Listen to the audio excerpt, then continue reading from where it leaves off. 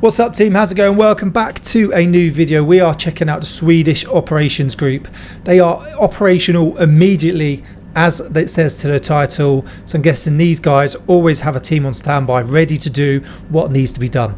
Comment below with what your thoughts are, what you want to see next, and please like, share and subscribe to combatreadyhq and check out the original video in the description. They put out some amazing content, so go and give them a support as well. But let's get into it.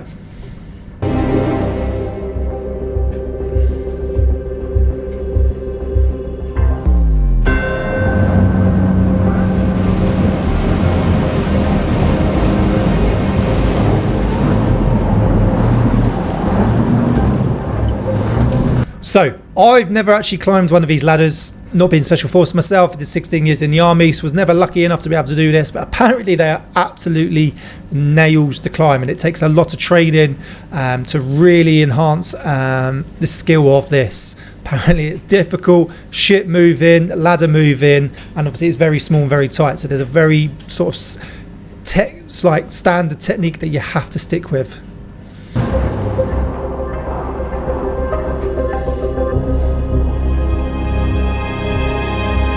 How about is that? Look at that. Specialförbanden har en viktig, men för många inte så välkänd roll i försvaret av Sverige. Övningarna här, de handlar om att utveckla våra marina förmågor som infiltration under, på eller över havsytan och om att kunna borda fartyg och att genomföra kvalificerade underrättelse- och säkerhetsoperationer. Västkusten bjuder på en väldigt specifik miljö men också på specifika omständigheter. Här i området finns Skandinaviens största hamn och stora delar av Sveriges utrikeshandel passerar här. Inom 50 mil från den plats vi nu befinner oss på så finns 70% av Skandinaviens industri och befolkning. Och här sammanstrålar flöden av väldigt många olika slag. Det gör att även en motståndare är intresserad av den här delen av Sverige. Och därför så är det viktigt för oss att planera för och träna på att lösa våra uppgifter även här. So yeah, obviously if the majority of your trade goes through that port, it makes sense for your special forces and other units to train within that so they know the area inside out. They can get on and off ships. You know, one way if you're going to take down a country is obviously surprise, but you're also going to take out their infrastructure and their supply routes. If you can take out their supply routes, it then stops them from getting supplies, whether that's food, oil, water, ammunition, whatever it is. If the majority of it goes through a certain port, that's going to be a massive target for an enemy.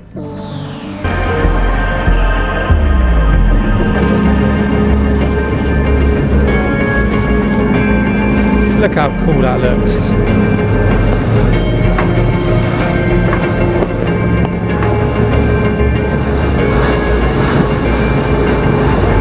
They go pretty quick, don't they? Nyckelförmågorna för oss är underrättelseinhämtning och strid som här i marin miljö. Det gör att vi kan lösa uppgifter i stort sett var som helst, nationellt eller internationellt. Det kan handla om kvalificerade underrättelse- och säkerhetsoperationer, räddföretag, undsättning i olika former, exempelvis fritagningsoperationer. Vi kan bekämpa en kvalificerad motståndare på djupet, men också tillföra förmågor till förband som redan finns på plats. Till exempel med eldledare som kan leda attackflyg. Och på det sättet så kan vi höja andra stridskrafters förmåga till strid. I think the translation's off here slightly, but from what I can gather, they can pretty much fight in all terrains. Their leaders can lead any sort of team into any sort of situation. These guys, from what I've seen so far with the Maritime, now fighting in a raw environment, you know, water, snow, wet, cold, sun, it doesn't matter. These guys are ready with all different weapon systems. The kit they've got is the best on the market. You can tell that with the Ops Core helmets and all the chest plate carriers they're wearing. I haven't really seen their boots and that. I think they were wearing sort of cry kit.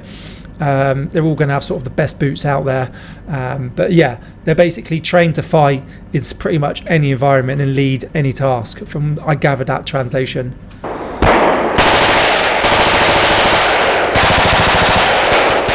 Good amount of rounds going down there. Win the firefight.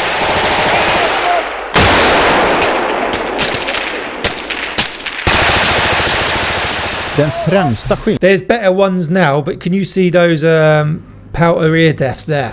Absolutely brilliant. You can connect them up to your communication. They really do help with putting out the sound. I didn't get them very late into my career, so that's why my hearing's pretty much gone. Very good. You can connect them up to comms, and there's also the ability to, a little switch you can press off, which just sort of turns them off so you can talk to people without having to lift the old ear deafs up, because the old ones you couldn't hear people talk, so you'd have to lift them up to speak to someone. With that, you can still hear people. Well, sorry, no, you don't have a button on these. I'm thinking of the old ones on the old CVRTs. There's a mic on there, sorry. There's a mic that allowed you to pick up people talking, but still puts out the sound of sort of weapons being fired. So you can still have that conversation with stuff going on around you without having to take your headphones off.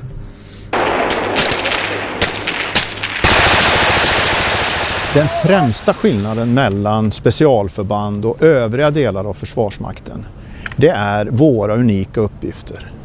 Vi kompletterar andra stridskrafter genom att tillföra militära handlingsmöjligheter. Till skillnad från de flesta konventionella stridskrafter kan vi lösa uppgifter självständigt, särskilt när man bedömer att riskerna ligger på en högre nivå än vad som normalt accepteras för övriga stridskrafter. That's why they call it the thinking soldier. Especially in the UK, they want a thinking soldier. So they'll be able to go out as a small team or an individual, and they'll be able to complete and deal with a complex task under a very, very high pressure stressful situation compared to the standard soldier.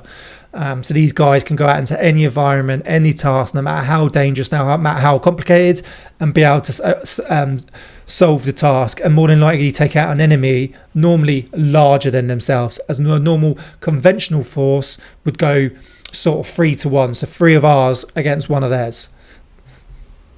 Looks like we're about to see some parachuting. Let's go, Ali. Free fall. Oh, halo or halo this will be. Oxygen mask on. High altitude, low opening. High altitude, high opening.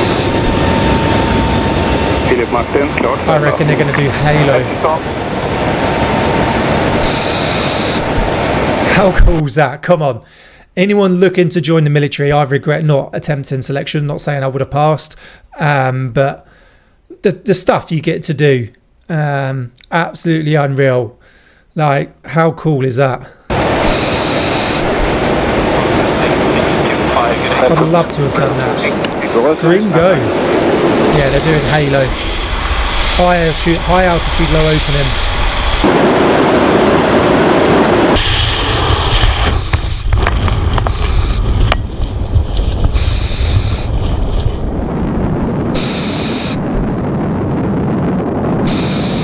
En annan skillnad, det är den omedelbara tillgänglighet som vi alltid upprätthåller. Det innebär att vi bokstavligen kan vara överallt genom att tidigt kunna utgångsgruppera på viktiga platser eller genom olika infiltrationsmetoder ta oss dit, även under svåra förhållanden. En motståndare måste alltid räkna med och tvingas planera för att möta svenska specialförband. So from what I got from that translation is they've got the ability to go anywhere in the world at any time. So these guys are constantly going to have a team on standby, a squadron, whatever it is, whether that's domestic, so they're on sort of Swedish sort of counter-terrorism standby. They might be on global standby, and they've got multitude of sort of infill methods. Unlike the conventional forces, if you're an armoured vehicle sort of guy, an armoured regiment, you're going to have to mount all your kit. Takes a long time to get there. Paras, slightly quicker. You can air assault, parachute in, but you're pretty much restricted only to static line or fast opening off a heli. These guys, they can free fall halo, hey-ho. They can take multitudes of bits of kit in with them, as you can see by this barrel. They've got access to every type of helicopter there most probably is, every type of aircraft, every type of vehicle, and like I said, they're always a team on standby, so they are ready to go at all times. Doesn't matter what time it is, they are ready to go. Look at that for sure. The skills and experience you get from being in special forces when you leave the military is just way above a conventional force.